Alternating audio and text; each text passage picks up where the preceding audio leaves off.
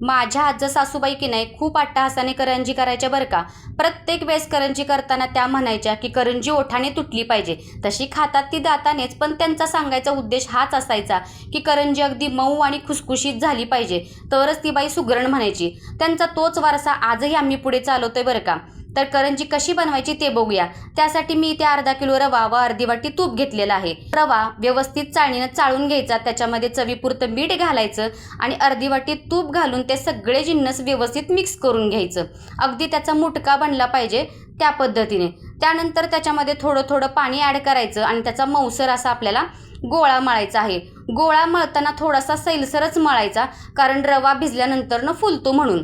त्यानंतर हा रवा 4 ते 5 तासासाठी झाकून ठेवायचा आणि 4 ते 5 तासानंतर तुम्ही बघू शकता रवा पूर्णपणे फुललेला आहे. त्यानंतर एका मिक्सरच्या भांड्यामध्ये त्याचे थोडे छोटे छोटे तुकडे करून घालायचे आणि मस्त असं फिरवून घ्यायचं. त्यानंतर तुम्ही बघू शकता किती मऊसर आपली ही कणिक झालेली आहे. त्यानंतर त्या कणकेचे गोळे आपल्याला अशा पद्धतीने बनवून घ्यायचे. त्यानंतर आपल्याला स्लरी बनवायची आहे. त्यासाठी फुलपात्रामध्ये 3 चमचे कॉर्नफ्लॉवर व 1 छोटी वाटी आपल्याला तूप घालून त्याची अशी मस्तपैकी स्लरी बनवून घ्यायची आहे. त्यानंतर तो गोळा पिठामध्ये बुडवायचा. इथे मी मैद्याचा वापर केलेला आहे आणि त्याची पातळ अशी पोळी लाटून घ्यायची. त्यानंतर आपण जी स्लरी बनवलेली होती ती हाताच्या साह्याने व्यवस्थित त्याच्यावरती पसरून घ्यायची आणि थोडासा मैदा त्याच्यामध्ये डस्ट करायचा आणि त्यानंतर त्याचा इथे दाखवल्याप्रमाणे रोल करायचा आणि चाकूच्या साह्याने आपल्याला पाहिजे तेवढे त्याचे गोळे व्यवस्थित एका सम आकारात पाडून घ्यायचे. सुरळी केलेली होती त्याचा भाग वरती करायचा आणि तो हाताने प्रेस करून त्याच्या अशा लाट्या एकदम लाटून ठेवायच्या. एक 10 ते 12 लाट्या लाटायच्या. त्यानंतर मग त्यातली एक लाटी हातावर घेऊन तुम्हाला इथं दाखवल्या पद्धतीने आपल्याला ही करंजी व्यवस्थित भरून घ्यायची आहे आणि त्याच्या कडा व्यवस्थित दाबून घ्यायच्या.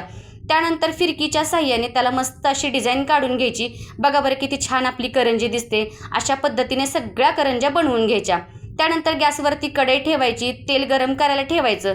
तेल गरम झाले की त्याच्यामध्ये थोड्याशा करंज्या सोडून घ्यायच्या आणि अगदी मंद आचेवरती आपल्याला ह्या सगळ्या करंज्या तळून घ्यायच्यात. बघा बरं किती छान आपल्या करंज्या सगळ्या तळून झालेल्या आहेत. अगदी बदामी कलर येईपर्यंतच आपल्याला ह्या सगळ्या करंज्या तळायच्या आहेत. मस्त असे लेयर्स आपल्या करंजीला सुटलेले आहेत आणि खायला तर इतकी खुसखुशीत आणि मऊ झालेली होती की काही विचारूच नका. खायला तर एक नंबर लागते. तुम्ही या पद्धतीने नक्की करून बघा, तुम्हाला नक्कीच आवडेल. चला तर मग पटकन बनवायला घ्या आणि सबस्क्राईब तेवढं करायला विसरू नका.